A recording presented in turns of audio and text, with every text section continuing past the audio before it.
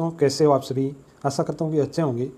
मित्रों, second grade की तैयारी करने वाले विद्यार्थियों को मैं एक संदेश देना चाहूँगा कि जिस प्रकार से आप अपनी तैयारी कर रहे हैं निरंतर गति में, उसके साथ अगर आप अपनी तैयारी को और ज़्यादा बूस्ट करना चाहते हो और ज़्यादा अच्छी करना चाहते हो तो मॉडल पेपर ज़रूर निकालिएगा, चाहे ऑफलाइन निकालो या फिर ऑनलाइन निकालो। तो इसी कड़ी में ये बात सभी जानते हैं, तो इसी कड़ी में मैं कई सारे मॉडल पेपर अपने इस यूट्यूब चैनल पर सॉल्यूशन करवाने वाला हूं। तो निश्चित रूप से आप इस प्रोग्राम से जुड़िएगा, इस मॉडल पेपर को देखिएगा। निरंतर मैं आपको 5 से 7 मॉडल पेपर सेकंड ग्रेड के और फिर थर्ड ग्रेड की करवाने वाला हूं। इस बात को आप अच्छी तरीके से जानते हो कि मॉडल पेपर है और क्वेश्चन MCQs एग्ज़ाम टाइम में निकालना कितने इंपॉर्टेंट होते हैं, चाहे वो अपने को ऑनलाइन मिले या फिर ऑफलाइन मिले। आज का जो ये मॉडल पेपर है ये टास्क आधारित है। इस मॉडल पेपर का टास्क मैं आपको पहले बता देता हूँ कि इस टेस्ट पेपर में कौन कौन से टॉपिक्स सम्मिलित रहेंगे। उस टॉपिक्स को आप पहले देखिएगा जरूर। लगभग 99% ये टॉपिक आपके क्लियर होंगे क्योंकि एग्ज़ाम को अब ज़्यादा टाइम नहीं रहा। तो इन टॉपिकों के क्वेश्चन इस पेपर में होने वाले हैं। उसके बाद मैं आपको एक बात और बताना चाहूँगा कि अगर आप इस टेस्ट सीरीज को ऑनलाइन टेस्ट सीरीज के साथ में ऑनलाइन जुड़ना चाहते हो तो सक्सेस पॉइंट इंस्टीट्यूट एक बाड़मेर में इनका प्ले स्टोर पर ऐप है सक्सेस पॉइंट करके, वो आप डाउनलोड करके इस टेस्ट सीरीज के साथ में जुड़ सकते हैं। तो चलिएगा मैं आपको पहले टास्क बता देता हूँ कौन कौन से टॉपिक्स हैं। एक मॉडल पेपर के अंदर फर्स्ट पेपर के जितने भी सब्जेक्ट्स हैं उनके एक एक टॉपिक उठाकर पूरा टास्क कंप्लीट किया जाता है। अपने पहला टॉपिक रहेगा राजस्थान ज्योग्राफी से राजस्थान की भौतिक विशेषताएं एवं जलवायु। ये पहला टॉपिक है राजस्थान ज्योग्राफी से, ध्यान में रखिएगा मित्रों।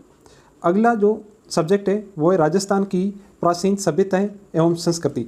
ये राजस्थान हिस्ट्री से राजस्थान की सभ्यताएं हैं एवं संस्कृति, जिसमें आपको अच्छी तरीके से पता है कि राजस्थान जो हिस्ट्री में जो अपने सभ्यताएं दी गई है फर्स्ट पेपर में, वो 4 सभ्यताएं हैं, कालीबंगा, आहड़, गणेश्वर और बैराठ। उसके बाद में अगला जो टॉपिक है वो राजस्थान कला संस्कृति से लोक देवता। राजस्थान कला संस्कृति से लोक देवता। अगला सब्जेक्ट रहेगा करंट अफेयर्स। मित्रों, दिसंबर 2022 में अपना जो एग्जाम होने वाला है सेकंड ग्रेड, तो दिसंबर 2021 से लगाकर दिसंबर 2022 का करंट ध्यान में रखते हुए, 12 महीना का करंट ध्यान में रखते हुए दिसंबर 2021 का और जनवरी 2022 का जो पहले मॉडल पेपर में इसमें करंट दिया गया है। इसके बाद में इंडिया ज्योग्राफी से महाद्वीप और जो है विश्व ज्योग्राफी से महाद्वीप और इंडिया ज्योग्राफी से भारत का भौतिक स्वरूप, ये टॉपिक दिए गए हैं। अगला है अपने जो भारत की राज्य व्यवस्था दी हुई है उसमें भारत शासन अधिनियम 1919 और 1935, राजस्थान की राज्य व्यवस्था से राज्यपाल, ये टॉपिक दिए गए हैं। अगला टॉपिक है अर्थव्यवस्था का। आपको अच्छी तरीके से पता है कि फर्स्ट पेपर में जो इकोनॉमिक्स का पार्ट दिया गया है वो 2 टॉपिक दिए गए, वो पूरे 2 टॉपिक इस पेपर 1 में भी कंप्लीट किए जाएंगे। आगे आने वाले जितने भी पेपर्स होंगे उसमें जो भी इकोनॉमिक्स दी जाएगी उस इकोनॉमिक्स में ये सिमिलर 2 टॉपिक चलते रहेंगे और बढ़िया तरीके से दोनों ही टॉपिक तैयार हो जाएंगे। अगली जो सब्जेक्ट है वो है साइकोलॉजी। साइकोलॉजी में पहली यूनिट है जो अपनी अर्थ क्षेत्र शिक्षक पर कक्षा कक्ष की स्थिति एवं उनके प्रभाव, विभिन्न मनोवैज्ञानिक एवं उनका शिक्षा में योगदान, ये पहला टॉपिक है। ये फर्स्ट मॉडल पेपर में रहेगा। ये जो टॉपिक्स अगर आपके तैयार है तो इस मॉडल पेपर को देखिएगा आप आगे। अगर नहीं भी है तो भी क्वेश्चन ये जो MCQs आप निकालोगे तब पता चल जाएगा इसकी पृष्ठभूमि का। और निश्चित रूप से मैं आशा करता हूँ कि ये टॉपिक आपके क्लियर होंगे। चलते हैं टेस्ट पेपर को शुरू करते हैं।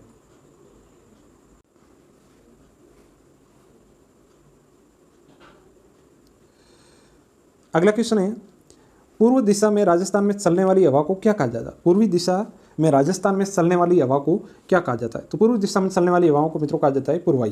क्या कहा जाता है? पूर्वाई। अगला क्वेश्चन है राजस्थान में किस दिशा में वर्षा कम होती है। राजस्थान में कौन सी दिशा में है जो वर्षा कम होती है। तो मित्रों वीडियो को पॉज करके आप आराम से क्वेश्चन को पढ़ सकते हैं, लेकिन मैं आपको आंसर बताते चलता रहूँगा। दक्षिण पूर्व से उत्तर पश्चिम की ओर। देखिए राजस्थान में वर्षा किस दिशा में कम होती रहती है। दक्षिण पूर्व से, इधर से वर्षा होती जाती है और उत्तर पूर्व की ओर कम होती जाती है। दक्षिण पूर्व से उत्तर पूर्व की ओर। अगला है थार मरुस्थल में रात्रि का तापमान गर्मियों में अचानक गिर जाता है क्योंकि इनके जो कारण दिए हुए निम्न सापेक्षिक आर्द्रता, दिन में उच्च तापक्रम एवं बादलों का अभाव। दूसरा ऑप्शन है झीलों की उपस्थिति, अधिवासों की विरलता एवं उच्च वायुवेग। देखिए इनका भी कोई मतलब नहीं है, दूसरी झीलों की उपस्थिति का कोई इसमें ज़्यादा फर्क नहीं पड़ता है। वातावरण की शुष्कता, स्वच्छ आकाश, मिट्टी की बुलई प्रकृति, देखिए ये सबसे इंपॉर्टेंट जो इनका कारण रहता है, और वनस्पति का अभाव। तो ऑप्शन नंबर 3 है जो इसका सही हो जाएगा। अगला क्वेश्चन है सूखा संभावित क्षेत्र कार्यक्रम कब लागू किया गया? सूखा संभावित क्षेत्र कार्यक्रम कब लागू किया गया? तो सूखा संभावित क्षेत्र कार्यक्रम है जो 1974-75 में चलाया गया था। राजस्थान में शुष्कतम जिला कौन सा है? राजस्थान में शुष्कतम जिला कौन सा है? तो मित्रों इसका सही आंसर हो जाएगा जैसलमेर। शुष्कतम जिला कौन सा हो जाएगा? जैसलमेर। अगला क्वेश्चन है राजस्थान में अधिकांश वर्षा किस मानसूनी पवनों से होती है? राजस्थान में अधिकांश जो वर्षा है किस मानसूनी पवनों से होती है? तो राजस्थान में मित्रों अधिकांश जो वर्षा है वो दक्षिणी पश्चिमी हवाओं के जरिए होती है। अगला क्वेश्चन है 10 नंबर का 10वां क्वेश्चन है कथन कारण वाला क्वेश्चन है। उत्तरी पश्चिमी रेगिस्तान की जलवायु विश्व में, उत्तरी पश्चिमी रेगिस्तान की जलवायु विश्व में कारण की दिन व रात में तापक्रम में भिन्नता पाई जाती है। उत्तरी पश्चिमी रेगिस्तान की जलवायु विश्व में, बिल्कुल विषम जलवायु है, इसका कारण है दिन व रात में तापक्रम में भिन्नता पाई जाती है। ये भी बात सही है, तो इसका ऑप्शन सही हो जाएगा। कथन सही है एवं कारण भी सही है। कथन भी सही है और कारण भी सही है। 11 नंबर क्वेश्चन है सुमेलित कीजिए उत्तर पश्चिमी रेगिस्तान, पूर्वी रेगिस्तान और इधर दिया हुआ है प्राकृतिक भाग और औसत वर्षा दी हुई है। इसका क्या करना है? मिलान करना है अपने को। तो मिला लेते हैं अभी। उत्तर पश्चिमी रेगिस्तान, उत्तर पश्चिमी रेगिस्तान तो हो जाएगी। इसके उत्तर पश्चिमी रेगिस्तान में 12 से 15 सेंटीमीटर सबसे कम वर्षा यहीं होती है। पूर्वी मैदान, पूर्वी मैदान 40 से 80 सेंटीमीटर, ये सही हो जाएगा। तीसरा मध्यवर्ती पहाड़ी प्रदेश, इसमें 20 से 90 सेंटीमीटर। दक्षिणी पूर्वी पठार 75 सेंटीमीटर। 1 2 3 4 ऑप्शन नंबर सही हो जाएगा, 4 नंबर ऑप्शन। अगला क्वेश्चन है राजस्थान में मावठ की वर्षा द्वारा निम्न में से कौन सी फसल लाभान्वित होती है? राजस्थान में मावठ की वर्षा द्वारा निम्न में से कौन सी फसल लाभान्वित होती है? मतलब सर्दियों में होने वाली बारिश, मावठ कहते हैं जिसको। इनसे कौन सी जो फसल है वो लाभान्वित होती है? तो मेरे तो सर्दियों में फसल होती है बाजरा, खरीफ की फसल है जो है वर्षा ऋतु में होती है। ज्वार भी खरीफ की है, चावल भी खरीफ की है, लेकिन गेहूँ है वो रबी की फसल है। और मावठ से सर्वाधिक है जो लाभान्वित गेहूँ की फसल ही होती है। 3 नंबर ऑप्शन इसका सही हो जाएगा। कोपेन के जलवायु वर्गीकरण के अनुसार राजस्थान के जिलों में निम्नलिखित में से AW प्रकार की जलवायु पाई जाती है। तो आप सभी को पता है राजस्थान में कोपेन के जलवायु के अनुसार जो दक्षिणतम भाग है, जो आड़ोती का पठार है, यहाँ पर AW प्रकार की जलवायु पाई जाती है। तो इसमें जो जिले आते हैं वो है डूंगरपुर, बांसवाड़ा और झालावाड़। डूंगरपुर, बांसवाड़ा और झालावाड़ ऑप्शन नंबर 4 सही हो जाएगा, 4। 14 नंबर क्वेश्चन है थॉर्नवेट जलवायु वर्गीकरण के अनुसार राजस्थान का अधिकांश भाग किस जलवायु प्रदेश में आता है? थॉर्नवेट के जलवायु वर्गीकरण के अनुसार राजस्थान का अधिकांश भाग किस जलवायु प्रदेश के अंतर्गत? तो शुरुआती क्वेश्चनों में मैंने आपको बताया था कि सबसे बड़ा जो थॉर्नवेट के अनुसार जलवायु प्रदेश है वो है DAW।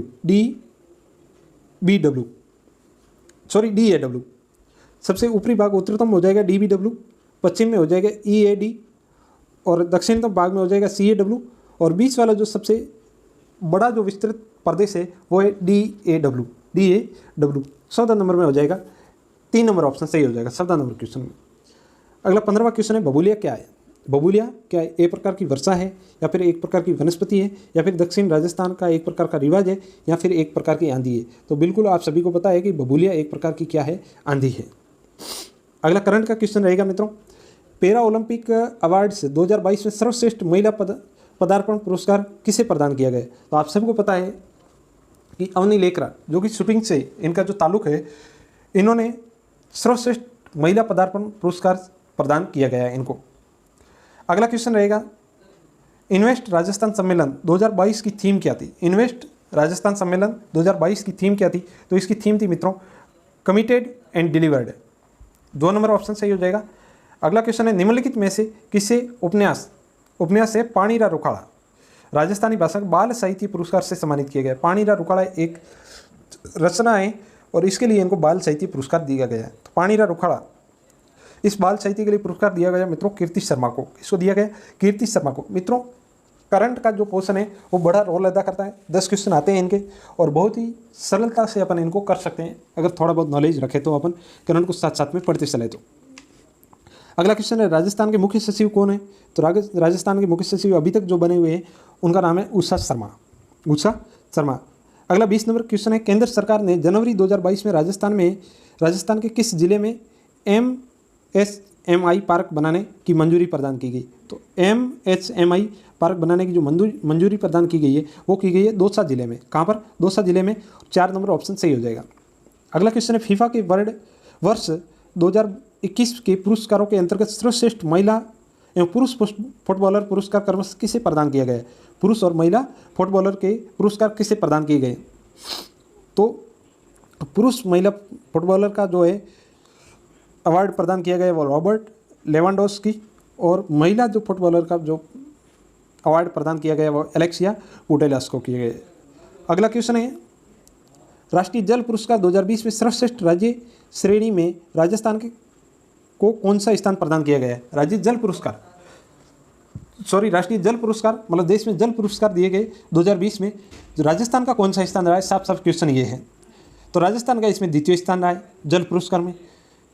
अगला क्वेश्चन है वर्ष 2022 का ऑस्ट्रेलियाई ओपन टेनिस महिला एकल खिताब किसने जीता? वर्ष 2022 का ऑस्ट्रेलियाई टेनिस ओपन महिला खिताब किसने जीता है? तो ये जीता है मित्रों एशले बार्टी को। अगला क्वेश्चन है राजस्थान राज्य उपभोक्ता विवाद परितोष आयोग द्वारा उपभोक्ता समस्या निवारण हेतु किस पोर्टल की शुरुआत की गई है? उपभोक्ता विवाद प्रतितोष आयोग द्वारा उपभोक्ता समस्या निवारण हेतु किस पोर्टल की शुरुआत की गई है? तो उपभोक्ता समस्या निवारण हेतु जो पोर्टल की राजस्थान सरकार द्वारा शुरुआत की गई वो है ई दाखिल करके वेबसाइट है, एक पोर्टल है, उनकी इन्होंने शुरुआत की है। अगला क्वेश्चन है निम्न में से राजस्थान के किस जिले में न्यूनतम प्रतिशत क्षेत्रफल वन क्षेत्र है? न्यूनतम प्रतिशत वन क्षेत्र है तो आप सभी को पता है न्यूनतम प्रतिशत जो वन क्षेत्रफल है वो है जोधपुर का। अभी मित्रों ये चेंज हो चुका है, जोधपुर की जगह अब शुरू है, शायद शुरू न्यूनतम आंकड़ों के अनुसार शुरू में 1% सबसे कम है। जोधपुर में 1.07% है, शुरू में शायद 0.53% ऐसा कुछ क्षेत्रफल है। अगला क्वेश्चन है 26 नंबर सैन्य अभ्यास दक्षिणी शक्ति राजस्थान के किस जिले में आयोजित किया गया? तो आप सभी को बताएं सैन्य अभ्यास राजस्थान के जैसलमेर में सबसे ज़्यादा होते हैं, तो इसका आंसर भी जैसलमेर ही होगा। 2 नंबर ऑप्शन सही है। अगला निम्नलिखित युग्मों में से कौन सा सही सुमेलित है? भौगोलिक लक्षण दिए गए एक प्रकार में और दूसरे साइड जो है प्रदेश दिए गए। एबीसिनी पठार, एंडीज पर्वत श्रेणी, एटलस पर्वत, ग्रेट डिवाइडिंग रिंग। विश्व भूगोल से क्वेश्चन है, तो आप सभी को पहले जो सुमेलित करने वाले आए उनमें से जो आपको आ रहे हैं उनको देखना है, लेकिन ये सिर्फ सुमेलित है का पूछ रहा है। सही सुमेलित कौन सा है? एक ही इसमें ऑप्शन सही है, बाकी वाले 3 ऑप्शन यहाँ पर गलत होने वाले हैं। देखिए ग्रेट डिवाइडिंग रेंज पश्चिमी ऑस्ट्रेलिया में नहीं है, ये पूर्वी ऑस्ट्रेलिया में। 4 नंबर ऑप्शन भी गलत है। एटलस पर्वत उत्तरी पश्चिमी अफ्रीका में नहीं है मित्रों। एटलस पर्वत है वो उत्तरी पश्चिमी अफ्रीका में ही है एटलस पर्वत। मैं आपको अभी बता देता हूँ थोड़ा मैपिंग के माध्यम से। इस प्रकार से ये अफ्रीका है, अफ्रीका के उत्तरी पश्चिमी भाग में यहाँ पर एटलस पर्वत है जो कि 6 देशों में फैला हुआ है। ग्रेट डिवाइडिंग रेंज ऑस्ट्रेलिया के पूर्वी भाग में। एंडीज पर्वतमाला दक्षिणी पूर्वी अमेरिका नहीं है, ये जो दक्षिणी अमेरिका है उसके उत्तर दक्षिण में ये इस प्रकार से फैली हुई है। अबिसिनिया का पठार है जो अरब में नहीं है, ये भी गलत है, तो इसका सही ऑप्शन हो जाएगा एटलस पर्वत उत्तरी पश्चिमी अफ्रीका। 3 नंबर ऑप्शन सही हो जाएगा। अगला क्वेश्चन है निम्नलिखित में से किस एक महाद्वीप में संपूर्ण क्षेत्रफल में मैदानी भाग का सर्वाधिक प्रतिशत है? संपूर्ण क्षेत्रफल मैदानी प्रतिशत सबसे ज़्यादा है यूरोप में, इसी कारण यूरोप का डेवलप है जो विकास है वो भी सर्वाधिक हो रखा है। अटाकामा मरुस्थल कहाँ स्थित है? अटाकामा मरुस्थल कहाँ स्थित है? तो अटाकामा मरुस्थल आप सभी को पता है कि चिली के अंदर है, और चिली है वो दक्षिण अमेरिका महाद्वीप में है। एक्सिमो, इंस्यूट और अलूटस इस महाद्वीप की मूल निवासी हैं।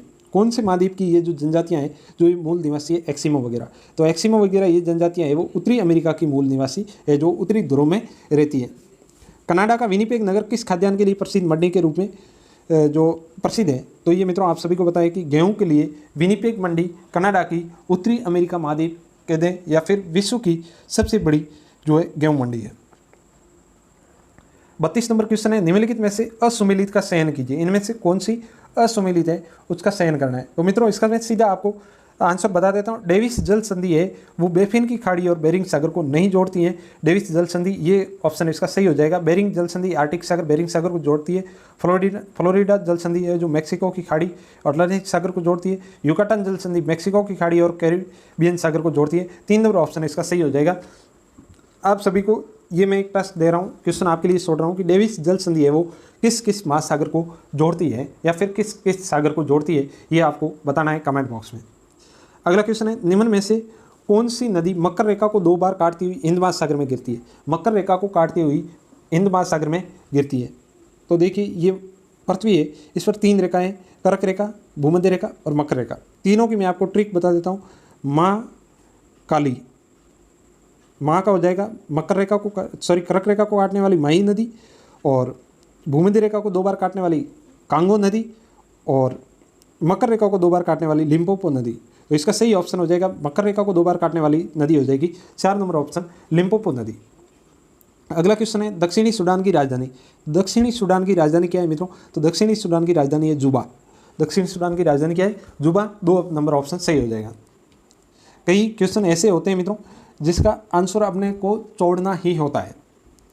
पूरे 100 के 100 क्वेश्चन तो अपन अटेंड नहीं कर सकते, लेकिन कई सारे क्वेश्चन ऐसे होते हैं जिनको आपको मजबूरन छोड़ना पड़ता है। क्वेश्चन सरल लग रहा होता है लेकिन जिस विषयों की सारी जानकारी अपन याद नहीं रख पाते हैं, हालांकि रख पाते हैं लेकिन ये संभव नहीं है। अगला क्वेश्चन हो जाएगा, आरमूज जल संधि पाई जाती है। आरमूज जल संधि, आरमूज जल संधि आप सभी को मित्रों पता है फारस की खाड़ी और ओमान की खाड़ी के बीच में है। मैं आपको थोड़ा मैपिंग के माध्यम से बता देता हूँ आरमूज जल संधि कहाँ पर है। ये अफ्रीका है, ये अरब प्रायद्वीप है, ये आरमूज जल संधि है वो यहाँ पर है। ये फारस की खाड़ी और ओमान की खाड़ी को जोड़ने वाली है आरमूज जल संधि। अगला क्वेश्चन है, विश्व की सबसे बड़ी झील कौन सी है? विश्व की सबसे बड़ी झील है जो वो है कैस्पियन सागर। विश्व की सबसे बड़ी झील कौन सी है मित्रों? कैस्पियन सागर। अगला क्वेश्चन हो जाएगा, निम्नलिखित में से कौन सी एक भारतीय शासन अधिनियम 2019 की विशेषता नहीं थी? कौन सी एक भारतीय शासन अधिनियम 2019 की विशेषता 1919 की विशेषता नहीं थी? केंद्र में द्विसदन की विधायिका, प्रत्यक्ष निर्वाचन, द्वैध शासन, केंद्रीय व प्रांतीय विधानमंडलों की विधान निर्माण की शक्ति। इसका सही ऑप्शन हो जाएगा केंद्र में द्वैध शासन। ये विशेषता नहीं थी क्योंकि 1919 में प्रांतों में द्वैध शासन की व्यवस्था की गई थी। बाकी सभी 1919 की विशेषताएं थी, लेकिन 1919 में प्रांतों में द्वैध शासन। इसकी मैं ट्रिक आपको बता देता हूँ कि 19 2 बार लिखा गया। द्वैध का मतलब होता है 2, तो केंद्र में और प्रांतों में दोनों जगह द्वैध शासन की स्थापना थी 1919 में। इस प्रकार से आप याद रखिएगा। किस अधिनियम के द्वारा भारत में द्वैध शासन की स्थापना की गई थी? किस अधिनियम के द्वारा भारत में द्वैध शासन की स्थापना की गई थी? तो 1919 के तहत। अगला क्वेश्चन है, भारत के संविधान में केंद्र और राज्यों के बीच किया गया शक्तियों का विभाजन इनमें से उल्लिखित योजना पर आधारित है। शक्तियों का, केंद्र और राज्यों के बीच में जो शक्तियों का विभाजन किया गया था मित्रों, वो किया गया भारत शासन अधिनियम 1935 के अनुसार। निम्नलिखित कथनों पर विचार कीजिए। देखिए कथन के क्या है, तृतीय गोलमेज सम्मेलन के विचार विमर्श की परिणति भारत सरकार अधिनियम 1935 के पारित होने के रूप में हुई। बिल्कुल ये सही है। 1935 के अधिनियम में अखिल भारतीय महासंघ स्थापित करने का प्रावधान था। ये भी बात सही है। पहली बार 1935 के अधिनियम में ये बात की गई कि भारत एक स्वतंत्र महासंघ के रूप में इसको स्वतंत्र किया जाएगा। तो ऑप्शन दोनों ही सही है। 3 नंबर ऑप्शन इसका सही हो जाएगा। दोनों ही कथन सही है, 1 और 2। 1919 के अधिनियम के द्वारा सांप्रदायिक निर्वाचन प्रणाली का विस्तार कर किन वर्गों पर लागू किया गया? तो देखिए सांप्रदायिक प्रणाली के अंतर्गत मुसलमानों को तो पहले ही 1919 मार्ले मिंटो जो सुधार आया था उसके तहत मुसलमानों के लिए अलग निर्वाचन प्रणाली की गई थी, लेकिन 1919 के तहत में 1909 में मुसलमानों के लिए अलग से कर दी गई थी। 1919 में सिख, ईसाई, आंग्ल भारतीय, यूरोपीय इन सभी के लिए कर दी गई थी। तो 2, 3, 4 और 5 इन सब वर्गों पर लागू किया गया था। अगला क्वेश्चन हो जाएगा 42 नंबर क्वेश्चन, भारत सरकार अधिनियम 1919 के संबंध में निम्न कथनों पर विचार कीजिए। मार्ले मिंटो अधिनियम कहते हैं? नहीं, बिल्कुल मार्ले मिंटो अधिनियम कहते हैं 1909 के अधिनियम को। 1909 के अधिनियम को मार्ले मिंटो अधिनियम कहते हैं। ये पहला अधिनियम जिसमें प्रस्तावना उल्लेख था तथा पहली बार उत्तरदायी शासन का प्रयोग किया गया था। बिल्कुल ये सही बात है। इसमें प्रस्तावना का उल्लेख था। पहली बार प्रांतों में द्वैध शासन स्थापित किया गया, ये भी बात सही है। ऑप्शन नंबर 3 सही हो जाएगा। 2 और 3 दोनों कथन सही है। अगला क्वेश्चन है, निम्नलिखित में से असत्य है। निम्नलिखित में से असत्य का चयन करना है मित्रों। 1919 के अधिनियम के द्वारा प्रांतीय विषयों में 2 भागों में आरक्षित एवं हस्तांतरित विषय बांट दी गई। देखिए 1919 के अधिनियम के तहत में 2 प्रकार के जो विषय है जो प्रांतों और राज्यों में बांट दिए गए थे, ये भी बात सही है। 1935 के अधिनियम द्वारा भारत में एक लोक सेवा आयोग का गठन का प्रावधान किया गया। 1935 के अधिनियम के तहत भारत में लोक सेवा आयोग के गठन का प्रावधान किया गया था। नहीं, जो भारत में लोक सेवा आयोग के गठन का प्रावधान किया गया था वो 1919 के अधिनियम के तहत किया गया था। तो ये ऑप्शन गलत हो जाएगा और ये अपना सही आंसर हो जाएगा। अगला क्वेश्चन है 1935 के भारत सरकार अधिनियम की विशेषता नहीं है। 1935 के भारत सरकार अधिनियम की विशेषता नहीं है। अखिल भारतीय संघ की स्थापना, बिल्कुल ये विशेषता थी। शक्तियों का विभाजन, ये भी थी। केंद्र में द्वैध शासन में प्रांतों को स्वायत्तता दी गई, ये बिल्कुल बात परफेक्ट है। सांप्रदायिक निर्वाचन प्रणाली की समाप्ति मित्रों 1935 के अधिनियम के तहत नहीं की गई थी और ये अपना ऑप्शन राइट हो जाएगा। अगला क्वेश्चन है किसने 1935 के अधिनियम को प्रतिक्रियावादी, हानिकारक एवं रूढ़िवादी सुधार की संज्ञा दी? किसने कहा था कि ये जो 1935 का अधिनियम है प्रतिक्रियावादी, हानिकारक एवं रूढ़िवादी सुधार है? तो मित्रों ये कहा था मोहम्मद अली जिन्ना ने। अगला क्वेश्चन है निम्न में से असत्य कथन का चयन करना है। असत्य कथन का चयन करना है तो इसमें से मित्रों 1935 के अधिनियम के द्वारा भारत परिषद का अंत कर दिया गया, बिल्कुल बात सही है। 1935 के अधिनियम द्वारा बर्मा को भारत से अलग कर दिया गया, ये भी बात सही है। 1935 के अधिनियम द्वारा पहली बार प्रस्तावना जोड़ी गई, नहीं, पहली बार प्रस्तावना 1919 के अधिनियम के तहत जोड़ी गई थी और ये ऑप्शन असत्य है और ये अपना सही आंसर हो जाएगा। एटली ने अधिनियम को अविश्वास का प्रतीक कहा, ये भी बात सही है।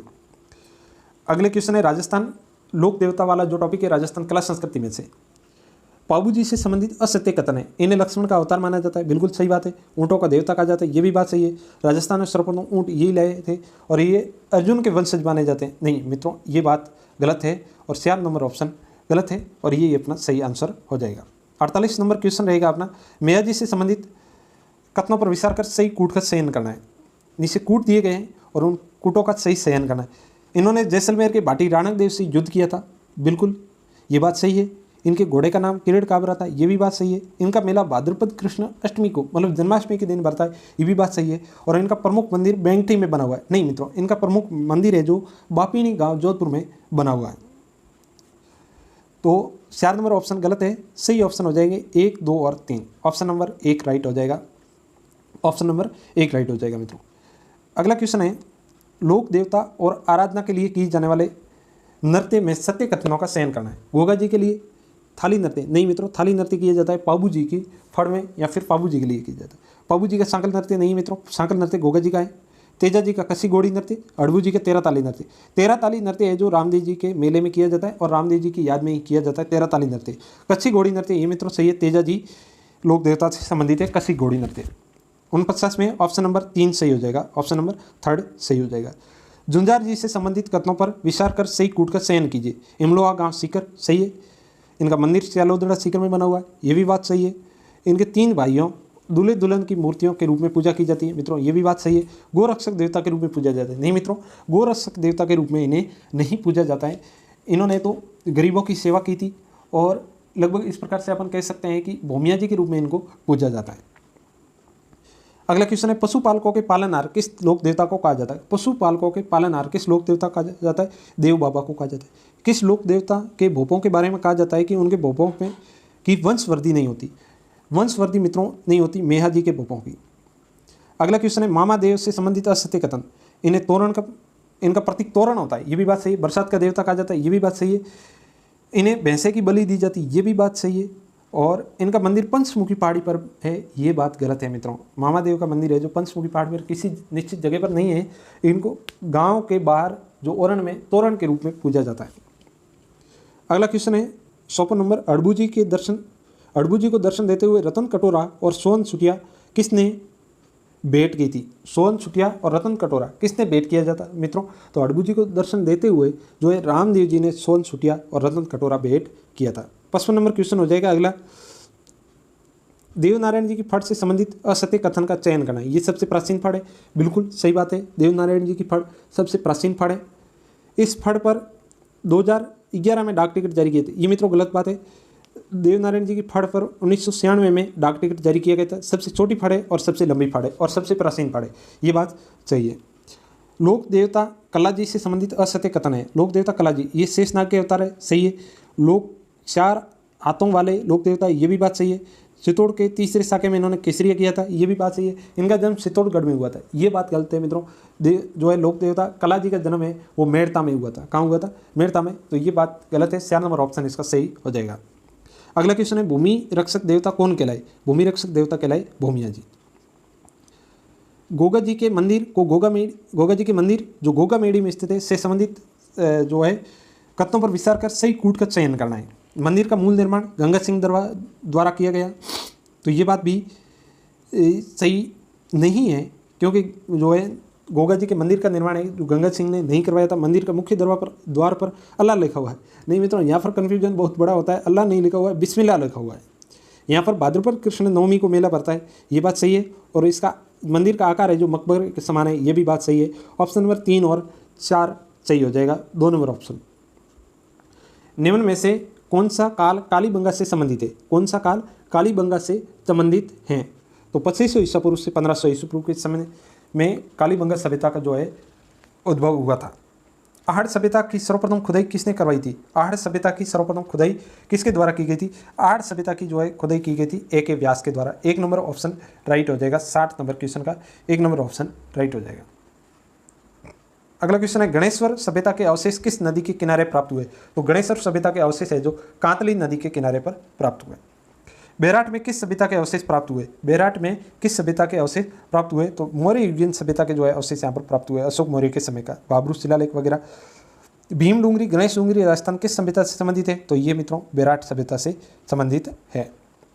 अगला क्वेश्चन है 64, 1837 में बीजे की पहाड़ी पर अशोक के शिलालेख को किसने खोजा था? अशोक के शिलालेख को किसने खोजा था? मित्रों कैप्टन बर्ट ने खोजा था 1837 ईस्वी में। ऑप्शन नंबर 3 है वो राइट हो जाएगा, कैप्टन बर्ट।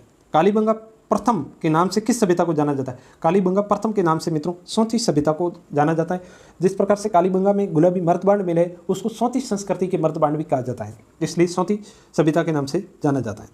अगला क्वेश्चन है, ताम्रकालीन संस्कृतियों की जननी किसे कहा जाता है? ताम्रकालीन संस्कृतियों की जननी किसे कहा जाता है? तो गणेश्वर को कहा जाता है। कालीबंगा सभ्यता के लोग निम्न में से किस जानवर से परिचित नहीं थे? कुत्ते से थे, ऊंट से थे, बेल से थे, घोड़े से नहीं। हालांकि मित्रों कालीबंगा से या फिर सिंधु घाटी सभ्यता से घोड़े के अवशेष मिले हैं, लेकिन इस बात का ये प्रमाण नहीं मिलता है कि ये लोग घोड़े से परिचित थे। KUR कैनेडी के अनुसार कालीबंगा सभ्यता के पतन का क्या कारण है? मित्रों ये सभी को पता है। KUR कैनेडी बताते हैं कि कालीबंगा का जो सभ्यता का पतन हुआ है वो प्राकृतिक आपदा या फिर मलेरिया जैसी महामारी फैलने के कारण हुआ था। अगला क्वेश्चन है, आहड़ सभ्यता से संबंधित विशेषता नहीं है। आहड़ सभ्यता की इनमें से कौन सी विशेषता है जो आहड़ सभ्यता की नहीं है? आदिवासी कच्ची ईंटों के मकानों का निर्माण किया करते थे, बिल्कुल बात सही है। इस सभ्यता में बड़े आयोजनों पर सार्वजनिक भोजन बनाने की प्रवणता थी, क्योंकि सूले यहाँ पर कई सारे एकत्रित सूले मिले, इस आधार पर अनुमान लगाया जाता है। यहाँ के निवासी काले लाल मर्तवर्णों का उपयोग नहीं किया करते थे, बिल्कुल किया करते थे। ये ऑप्शन गलत है, तो सही आंसर भी अपना ये हो जाएगा। अगला क्वेश्चन है, अनाज रखने के बड़े मर्तबांड जिन्हें गोरे एवं बंकोटे कहा जाता था किस सभ्यता से प्राप्त हुए? गोरे एवं बंकोटे किस सभ्यता से प्राप्त हुए? तो मित्रों ये हुए आहड़ सभ्यता से प्राप्त। निम्नलिखित में से कौन सी सभ्यता को स्थानीय भाषा में धूलकोट कहा जाता है? धूलकोट कहा जाता है मित्रों आहड़ सभ्यता को। ऑप्शन नंबर 2 राइट हो जाएगा। अगला क्वेश्चन, 7 अग्नि वेदिकाओं की पंक्ति कहाँ से प्राप्त हुई? 7 अग्नि वेदिकाओं की पंक्ति है जो प्राप्त हुई है वो है कालीबंगा से प्राप्त हुई है। 6 प्रकार 6 सूले है वो एक जगह से मिले और 7वां सूला एक जगह से मिले, तो 7 प्रकार की अग्नि वेदिकाएं जो है कालीबंगा से मिली। 6 अलग जगह से और एक अलग जगह से मिली है। आहड़ के उत्खनन से प्राप्त कौन सी सामग्री बाह्य संपर्कों का संकेत देती है? आहड़ से प्राप्त कौन सी सामग्री है जो इस बात का प्रमाण उपलब्ध करवाती है कि जो इनके जो संबंध है वो बाह्य संस्कृति से भी रहे गए? तो लेपिस लाजुली करके जो यहाँ पर पत्थर मिले हैं, इनसे ये पता लगाया जा सकता है कि लेपिस लाजुली है वो अफगानिस्तान में इनका कारखाने थे, वहाँ से यहाँ पर लाई गई थी। तो इससे ये पता चलता है कि इनके जो संबंध है वो बाहर से भी रहे हैं। अगला क्वेश्चन है, निम्न में से किस सभ्यता से यूनानी शासक मिनेंडर के 16 सिक्के प्राप्त होते हैं? किस सभ्यता से यूनानी शासक मिनेंडर के 16 सिक्के प्राप्त होते हैं? तो यूनानी शासक मिनेंडर के 16 सिक्के बेराट से प्राप्त हुए। स्वर्ण क्रांति का संबंध कहाँ से किससे है मित्रों? तो स्वर्ण क्रांति का संबंध है वो है मित्रों बागवानी से। किसे? बागवानी से। स्वतंत्र भारत में प्रथम कृषि गणना कब की गई? स्वतंत्र भारत में प्रथम कृषि गणना की गई थी वो मित्रों की गई थी 1970 में। कब की गई थी? 1970 में। भारत में ग्रामीण कृषि क्षेत्र में पाई जाने वाली बेरोजगारी का स्वरूप क्या है? ग्रामीण क्षेत्रों में कृषि क्षेत्र में पाई जाती है वो मित्रों पाई जाती है प्रसन्न बेरोजगारी या फिर छुपी हुई बेरोजगारी। निम्नलिखित में से किस निर्यात को अदृश्य निर्यात कहा जाता है? जो सेवाएं होती है उसको अदृश्य निर्यात कहा जाता है। उनको मतलब अपन देख नहीं सकते सेवाएं, जिस प्रकार से चिकित्सा है, शिक्षण है। भारत में वर्तमान वस्तुओं के लिए जीएसटी की दर क्या है? तो जीएसटी की दर मित्रों सभी को पता है 5%, 12%, 18% और 28%, इस प्रकार से अलग अलग स्लैब में बांटा गया है। निम्नलिखित में से कौन सा भारत का सबसे बड़ा निर्यात मद है? तो भारत सबसे ज़्यादा निर्यात करता है वो रत्न एवं आभूषण का करता है। अब इस शिक्षा मनोविज्ञान के 20 क्वेश्चन है। मित्रों शैक्षिक मनोविज्ञान शिक्षा का वह व्यवस्थित अध्ययन है। शिक्षा मनोविज्ञान की ये परिभाषा किसने दी? शैक्षिक मनोविज्ञान शैक्षिक विकास का वह व्यवस्थित अध्ययन है। ये किसने कहा था मित्रों? तो ये कहा था जे.एम. स्टीफन ने। किसने कहा था? जे.एम. स्टीफन ने, जिन्होंने कहा शैक्षिक विकास का एक व्यवस्थित अध्ययन है। अगला क्वेश्चन है शैक्षणिक मनोविज्ञान मुख्य रूप से किसके सामान्य व्यवहार को समझने से संबंधित है? शैक्षणिक मनोविज्ञान किसके सामान्य व्यवहार को समझने में जो है मदद करता है? तो ये छात्र के जो व्यवहार को समझने में मदद करता है। छात्रों की आवश्यकताओं के अनुरूप कक्षा के लिए शिक्षण अधिगम गतिविधियों को डिजाइन करने के लिए शिक्षकों को किसका ज्ञान होना चाहिए? शिक्षण गतिविधियों को जो है डिजाइन करने के लिए शिक्षकों को किसका ज्ञान होना चाहिए मित्रों? तो ये ज्ञान होना चाहिए विकासात्मक मनोविज्ञान का। विकासात्मक मनोविज्ञान का ज्ञान होगा तभी शिक्षक ये डिजाइन कर पाएंगे कि किस प्रकार से पाठ्यक्रम को डिजाइन करना है या फिर शिक्षण अधिगम गतिविधियों को अपने को संचालित करना है। अगला क्वेश्चन है निम्न में से कौन सी शिक्षा मनोविज्ञान में सर्वाधिक व्यक्तिनिष्ठ विधि है? कौन सी सर्वाधिक व्यक्तिनिष्ठ विधि है? तो व्यक्तिनिष्ठ विधि हो जाएगी अंतर्दर्शन विधि। अगला क्वेश्चन है मनोविज्ञान के अंतर्गत अपनी आत्मा का परित्याग किया, फिर मन, फिर चेतना, अभी एक प्रकार से व्यवहार को संजोए हुए हैं। ये परिभाषा दी थी मित्रों, आप सभी को पता है वुडवर्थ की सबसे फेमस परिभाषा है। शिक्षा मनोविज्ञान है, एक विशुद्ध विज्ञान है या फिर व्यवहारिक विज्ञान है, मानव विज्ञान है या फिर उपयुक्त में से कोई नहीं। तो शिक्षा मनोविज्ञान है वो एक प्रकार का व्यवहारिक विज्ञान है। अगला क्वेश्चन है निम्नलिखित में से किसका सही मिलान नहीं है? इसका सही मनोविज्ञान मानवतावादी कॉल रॉजर्स है, बिल्कुल सही है।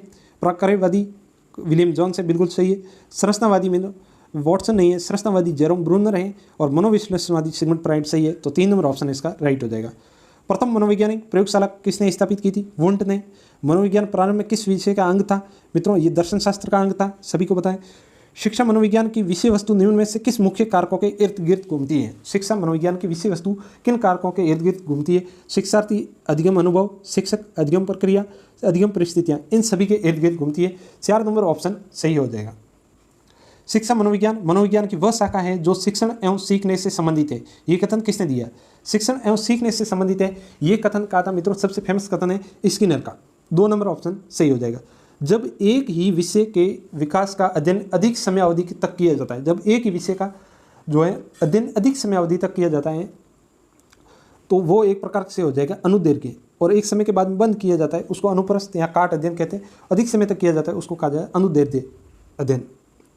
अगला क्वेश्चन है शिक्षा मनोविज्ञान की कौन सी शाखा में टेलीपैथी, पुनर्जन्म जैसे क्षेत्रों का अध्ययन किया जाता है? टेलीपैथी संबंधी जो है अध्ययन किया जाता है वो किया जाए अतीन्द्रिय मनोविज्ञान, मतलब इंद्रियों से संबंधित मनोविज्ञान में इसका अध्ययन किया जाता है।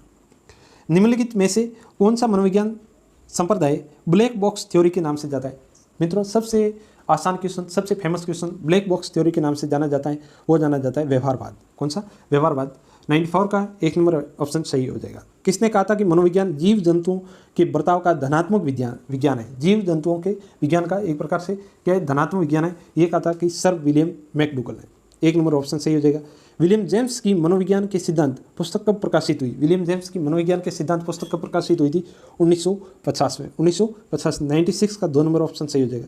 सॉरी 1890 में, बोल में सही रहा था लेकिन गलत बता दिया। 1890 में 2 नंबर ऑप्शन इसका सही हो जाएगा। कलकत्ता विश्वविद्यालय में पहला मनोविज्ञान विभाग कब बना? कलकत्ता विश्वविद्यालय में पहला मनोवैज्ञानिक विभाग है वो कब बना था? 1916 में। मनोविज्ञान के किस संप्रदाय में तथ्यात्मक वस्तुनिष्ठ विधियों के अध्ययन के उपयोग पर बल दिया जाता है? वस्तुनिष्ठ विधियों के अध्ययन के उपयोग पर बल दिया जाता है, ये दिया जाता है व्यवहारवाद में। किस विधि ने शैक्षिक मनोविज्ञान को एक विज्ञान बना दिया? किस विधि ने शैक्षिक मनोविज्ञान को एक विज्ञान बना दिया है? तो ये विधि थी प्रायोगिक विधि, मतलब जिसमें प्रैक्टिकल किया जाता है, वो एक प्रकार से वैज्ञानिक विधि कही जाती है। अंतर्निरीक्षण आज के इस मॉडल पेपर का लास्ट क्वेश्चन है, 100वां क्वेश्चन। अंतर्निरीक्षण को विधि के रूप में किसने नकार दिया? अंतर निरीक्षण मतलब खुद का निरीक्षण करना, ये एक प्रकार विधि के रूप में किसने नकार दिया था? तो व्यवहारवादियों ने कहा था कि अंतर निरीक्षण से वगैरह कुछ नहीं होता है, जो व्यवहार में होता है उसी को साइकोलॉजी के अंदर अपन देख सकते हैं। तो ये मित्रों आज के मॉडल पेपर के 100 क्वेश्चन थे। कैसे लगे आपको? वीडियो को शेयर जरूर कीजिएगा। अगर आपको ये टेस्ट सीरीज आपको ऑनलाइन या ऑफलाइन ज्वाइन करनी है तो सक्सेस पॉइंट जो है बाड़मेर ऐप डाउनलोड करके आप प्ले स्टोर से यहाँ पर इस टेस्ट सीरीज के साथ जुड़ सकते हैं। धन्यवाद। मिलते हैं अगले वीडियो में एक नए मॉडल पेपर के साथ में।